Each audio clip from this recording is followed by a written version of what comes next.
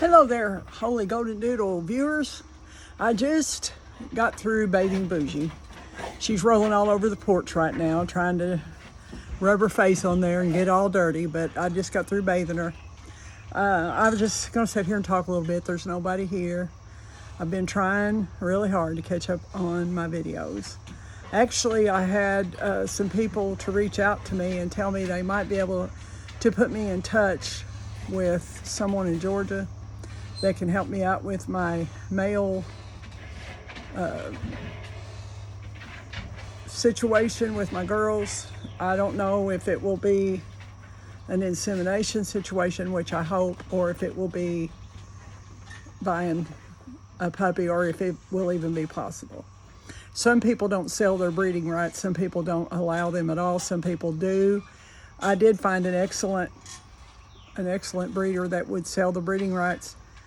I think it was about a year ago, but the rights to it were $3,500, which I expected that, but I still was on the fence.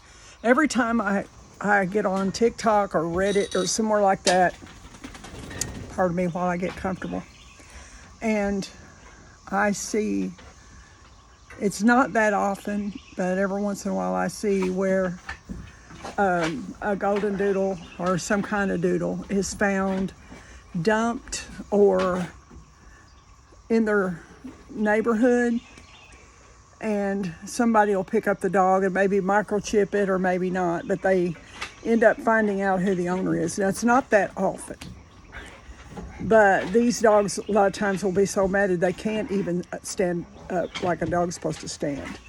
And the people that find them will get a hold of the owner, and the owner will say, well, you can have him, I don't want him, just bye. Then you'll get them at the, ooh, it's a little warm out here. You'll get them at the shelters, and they've come in that position, in that situation, and they'll go ahead and people will adopt one of the doodles, and they make great pets. I've not seen one time, I'm sure it happens, but I've not seen it, where somebody adopted a golden doodle and it was horrible from right out of the gate. They are really good dogs. Any dog is a good dog. I've got a couple of exceptions, but I won't get on here and talk about that because, you know, everybody's got their favorite dog. But I'm telling you, most of the time you get what you put into a dog out of a dog. Now, our girls are very well behaved. They're very smart, but the one thing they do, I didn't brush my hair yet since I got up, sorry. The one thing they do is when they get company, they just go wild.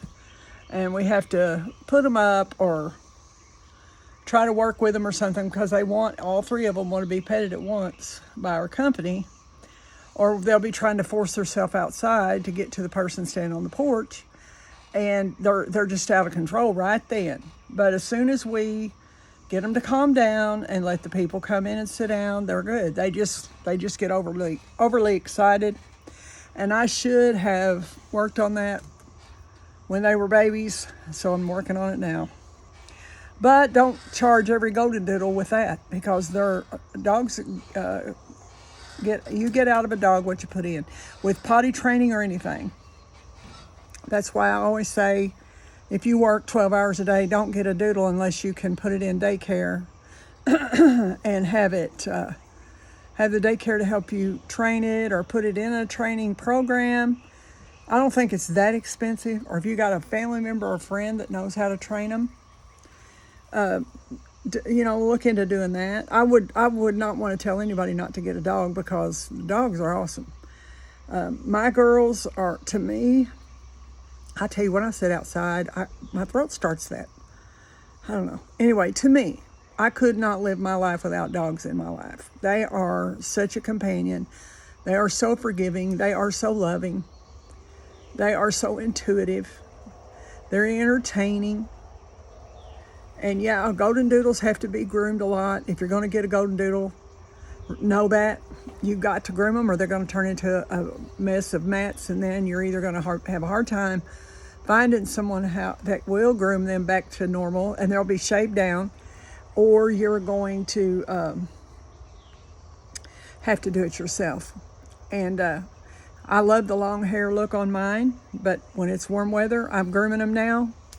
It'll be, I think, a year in June. Well, it is June. I groom them myself now, and I didn't do that good on them for the past year, but now I'm really good at it. I'm not good enough to be a professional groomer, I don't think. I mean, I believe I could professionally groom on doodles. I just could only do one a day because at my age it's hard on me, you know. I've got 3, and some days I can groom them all, bathe them in, brush them in, cut their hair all in one day. And sometimes I do one a day or one a week, but I keep them done. I'm looking at Paris right now. I can't turn the camera around, I don't think, for you can see how pretty, but she's laying in partial sunlight and she's just beautiful. Let me see if I can turn her.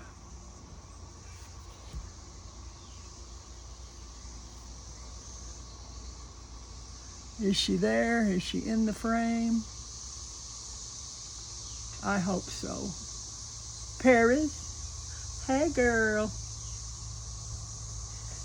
Yeah, I believe she looked up. She's gorgeous today. Now, she was groomed maybe a week and a half ago. I can't remember. But I'm going to do Boujee. I already gave her a bath just now. She's wet.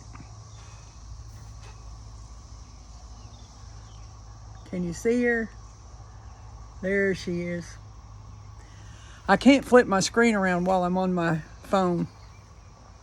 I apologize for this camera moving around so much. There's not a lot going on around here today. There's nobody. Pet Dad's in town doing shopping, and I'm so glad he likes to shop because I hate to. I absolutely hate it. If I can't order it, I don't want it. And I tell you, if I didn't have him, I'd probably sit here and do without a lot of things because I hate shopping. We've got to have Frontline. We've got to get some things we're out of at the store. He had to pick up some things he needed. So he's probably going to be gone a while. Oh yeah, I dropped off my little blue courier car yesterday at the body shop because our oldest son noticed a while back that the inside of one of the doors had rust starting in on it. So, and then it turned out it was on both sides of the back doors. That is an awesome little car. It's a used car, but I'm telling you, that is a good car. I drive it more than I do my new car. And anyway, I'm getting out in the weeds. That's what I do. But we took it last night and dropped it off at the body shop. I don't know how long they'll have it, but Pet Dad's having that fixed for me. I told him he didn't have to, but he did. And I use that little car to run courier trips in. I do that on the side. And I drive a school bus the rest of the time. But now we're out of school for the summer. So I've been trying to get in here and throw away a lot of stuff and get new stuff where we needed to replace stuff that was kind of looking worn out. I got new comforters and curtains for the bedrooms, and what else have I been getting? I've been buying stuff for the house, so just to see if I can make it look a little better. And then I've got my soap room. I make handmade soap, and my soap room is literally the abyss. It's so bad. We've just started putting things in there, you know, because we don't have anywhere else to put them, and it's stuff we really don't even need to keep anyway. So I'm going to go in there one day when I get these dogs in shape, which is not going to be too hard. They're in between full grooms, I think. I know Paris is. I'm going to go in there and just start working. I may video that and let you see how bad it was and how good it looks at the end. But I make our soap, and I don't try to sell it. I mean, people get it from me, but the one I sell the most is my goat milk soap because, man, that stuff is good. Not trying to sell it, but there's a lady, I'd say hour and a half from here. She was going to a dermatologist for her face, for her skin, because she's so allergic to any kind of soap. Well, she saw me on Facebook back when I was on there and was asking me, excuse me, my nose itching. She was asking me about my soap because people were telling me I need soap or, you know, whatever. And she said, I would love to try that soap. It sounds so good, but I know I can't use it because I'm allergic to all this soap. And I told her, you know, I said, well, you do what you want to. I said, but you're not going to be allergic to this, because that's the way I was. And And also, I wouldn't even be able to take a full shower every day because my skin would just, in the winter, because my skin would crack and dry out so bad. I've got no thyroid, and that comes with a whole bunch more issues. So I started making my own soap years and years ago, and found out that if you make your own soap, you don't put chemicals in it like the companies do, and you don't take all the glycerin out to sell it for high-end cosmetics like the companies do. Your soap's going to be pretty good. So the rest is history. She ordered, well, I gave her a bar of my soap for free, and she used it, and then she began to order it from me. And her doctor told her that I want to say that soap she was buying from the dermatologist, prescription soap, was like $200 a bottle. And it wasn't a very big bottle, maybe less than an ounce bottle. And she told her doctor that she was using that. And he said, well, you keep doing that because your skin looks better than it ever has. Then there's a lady that I go to church with, and she just told me, I don't know, 6 months ago, that people telling her she's starting to look younger. Well, the other lady told me the same thing. And I do have to say, I don't know about it making you look younger or being the fountain of youth, but it definitely don't dry your skin out like commercial soap, because there's no chemicals in it. I know every little thing that's in it. And that, I'm going to go off in the weeds again. But my sister-in-law, she passed away a year ago last April. She's my sister, like my sister. She asked me one time about getting my recipe to make for her daughter-in-laws for Christmas gifts. And I said, well, I didn't really want to give it out, but I thought, you know what, it's her. And, I'd give her anything I had. So I said, okay. I said, but I'm going to have to help you with it because there's a lot of stuff in it. And she said, that's fine, And I started texting her the ingredients to get so I could help her make it. And I told her I'd give her some of my ingredients, but I said, because if you order them, they cost a little bit, and I can get them in bulk. And she said, no, I'll get it. So I started telling her. And before I was done giving her the whole recipe, she said, I don't think I want to do this. I said, it's not that bad. I said, it takes a little while, a couple hours to make one batch. I said, but that's 11 bars of soap you're going to make. Big bars, which you can cut those bars in half. So really it's 22 bars. And she wouldn't make it. She said, no, that's too much work. She said, I'll just figure out something else. But I don't know where I was going with that. But that soap you can even use on a baby. And then I got all that fancy kind that swirls and, make little swirly colors in it. And I got all kinds. But yeah, I'm going to clean my soap room. That's where I'm going with this. I'm going to clean my soap room up, get it organized, throw away. I've got, I think, 11 or 12 crock pots. Some of them have never even been out of the box. And I don't need that many. I never have. That's why they've never been out of the box. I think I've been making soap since before 2009, I think. And so I'm going to do away with some of those crock pots and a lot of the dishes I don't use anymore for the soap, and the gift basket stuff I haven't used in a while because I can always get more. I make a lot of soap gift baskets around Christmas for offices and stuff like that. But anyway, you see why I don't have time to groom 3 doodles in one day, or energy. I have time, but the energy. So let me think. I'm going to put up a video every day, even if it's boring. I'm going to do it. I'm going to get these videos up and start putting more into my channel while school's out, especially. And I'm trying to think of other things that I can share. If I do find a breeder male or a new puppy, which Lord knows, 4 golden doodles, whew, I hope I can get my son talked into doing a guardian home for me, my older son. He doesn't have any children, and but they got cats, and I don't think he's ready. He's on dialysis, and he's waiting for a transplant. I don't know if he's able to do it, but anyway, I'm just thinking out loud. I'd like to just breed them, but I need to have the proof, for sure proof about their health testing. So, because people can say their dog's health tested and it not be, it might be the papers off another dog or some they stole. I don't want to be like that, but that could happen. People are awful sometimes. My girls, everything they've had done, I have pictures of it being done. The OFA testing, the embark testing. I've got videos of all that. I can prove my stuff. And the girls' pictures are on the embark website. All their relatives are on the embark website because they were able to pick up their relatives through the DNA testing. And they are definitely their relatives because you can see the resemblance. There's one dog on there. It looks just like Boujee, only its hair's a little straighter than hers. Which, you know, they're all beautiful. I think they're all beautiful in their own way. Paris is on there too. Of course, Paris is Boujee's sister, so all their relatives are together on the embark site. Then I've got video where we took them for their pin hip and their pin hip testing. I think it was in November last year at this specialist vet, an hour away from here, I guess. Awesome place. I'll tell you, if I ever have to change vets, I'm going to see if they see people. But I think they maybe just do specialist stuff. Not sure. But if I ever do get to breed my girls, just trust and believe they're going to be as well, the puppies are going to be as well thought out as I can humanly possible do. And because I don't want to bring puppies into the world nobody wants.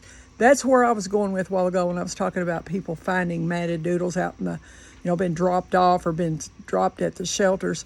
For one thing, a decent breeder will ask you to bring the puppy back to you if they don't want it. If it's not a good fit, don't drop it at the shelter. Let the breeder have it back so the breeder can find it a new home and not charge for anything any more than the shelter would. It'd just be for its food and its spay and all that. I'm not going to make people spay or neuter the puppies that I sell, but I'm going to make sure they are not those kind of people that don't know if they want a dog or not, and then they get it in the first week they don't want it because it's pooping in the house or something. I don't want that, and I'm going to try to housebreak. It's going to depend on how smart the puppies are, how well they pick up on everything. I'll have Pet Dad here now to help me because he's no longer floating on the water in a boat every day, all day.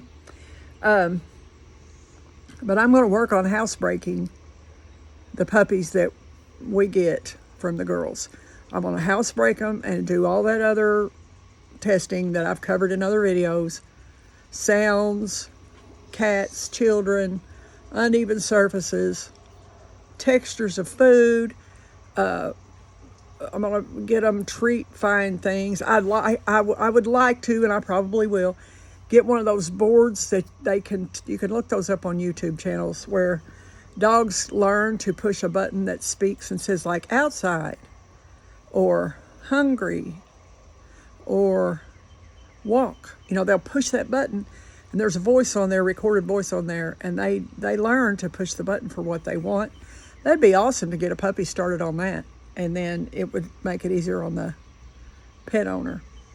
But those are all things that make me kind of be real careful about breeding my dogs because I don't want to bring puppies into the world and then have them mistreated. Also, I talked to another breeder that got out of the business. He's very close to me. I didn't know he was a breeder of Golden Doodles, but he did do Golden Retrievers and Poodles, and that made the F1 Golden Doodle. He told me that he saw one of his doodles that he had sold. He could recognize his pups because they were so well thought out he could recognize the pups, and I get that. He said he told his wife, I'm pretty sure that's one of ours, and he knew it would be chipped because he chipped his puppies before they left the house with their new owners. I think that's a good idea, and I'll probably do that too. So he went to the people that had the dog on Craigslist thinking it might have been stolen, and it wasn't, but it was so matted, it was horrible. And he found out that it was his dog, one of his pups, that he had sold because of the chip. And he brought it back. He told the people this dog was stolen, and the people you got it from had no right to let you get it. So he took it back. He got it all cleaned up, fed, tried to calm it some, where it probably been kicked and beat, thrown, and everything else for something it was doing that it couldn't help because it couldn't open the door. Hope you're not guilty of that. And he found it a really good home. And he said that was a whole lot of what made him get out of the business. He said, I cannot with a straight face and a clear heart and conscience sell puppies to people that I know good and well are going to lock them in a barn or a crate and then never let them out until they've had, made them all the money they can make them, and then they're going to drop them off somewhere. And I tell you what, I know about all too many people that have done that for sure, firsthand. I know of a lady, she was an ex-in-law for my son. Oh, she went to church every time the doors was open, and she had a bulldog. They are not even supposed to be left outside because of heat and cold extremes. I had 3 bulldogs, I know, English bulldogs, those little skateboard dogs. She had her male locked in a crate in the backyard all the time, day and night, winter and summer, fall, spring, and all she did was get it out to breed and put it back and made all this money. And I would say back then they was probably getting $5,000 or $6,000 a pup out of that.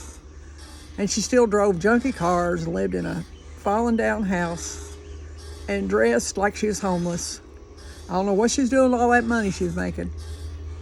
But that dog, we found out that woman wanted to give it away. It was so old, and she had used it till, Lord, I don't know how old it was. It looked like it was 12 years old. My son took it. He heard about it, and he took the dog. And the dog would just sit in the corner and touch itself. You know what I'm saying? That's all it did. It didn't know how to do anything. It was a sweet dog, but it sat in the corner and touched itself, literally. That's all it did, because that's the only life it had had. Is that not heartbreaking? Oh my gosh. So I knew of another situation where a woman bred Pomeranians, and she lived pretty close to here.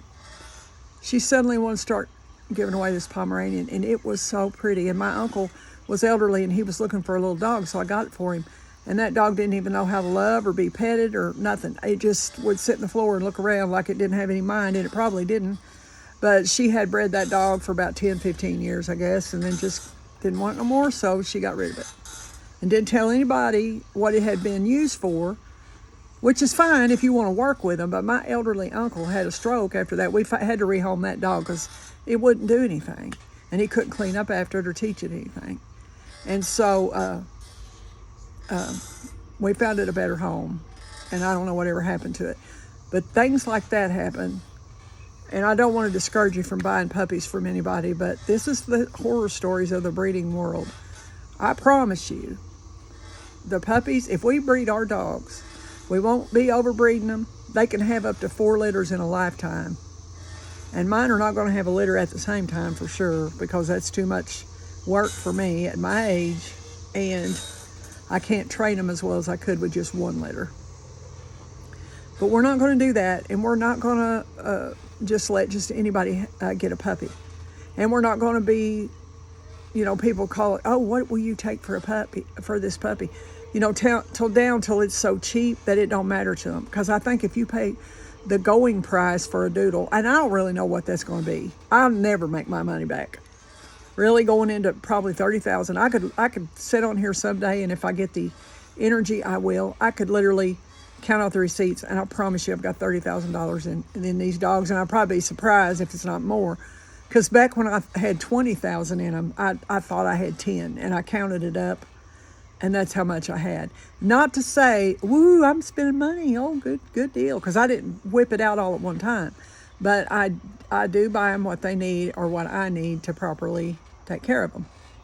And I can give references to anybody that wants them about people that know how I am with my animals. So when I do breed the girls, they're not going to be overbred, and they're never going to be given away when they're done having puppies, and they're not going to be mistreated, and they're not going to be, oh, you're over your use for me now, so I'll give you to whoever wants you. Or the puppies, I can't sell these puppies, these last 2, because they're a little smaller or a little bigger than somebody thinks they'll be, which you cannot really 100% predict that anyway. You kind of can, but not 100%. So I'm just going to let you have this dog for whatever you want it for. Well, I got 4 bedrooms, and only one of them is being used. So if I have to keep those puppies, Lord help me, but I will until I find a suitable home for them. And I don't know. I'm so all over the place. I don't even know if I really covered everything I wanted to say, but I did want to put a video up today and just, just talk about what's going on, what my plans are, and show you the little doodles that are still wet. Can you see Boo in that video? Or I can't really tell. She's so white and the screen is so small I can't hardly see. Anyway, Boo's wet, but when she gets about halfway dry, I'm going to hit her with a blow dryer. Not literally hit her.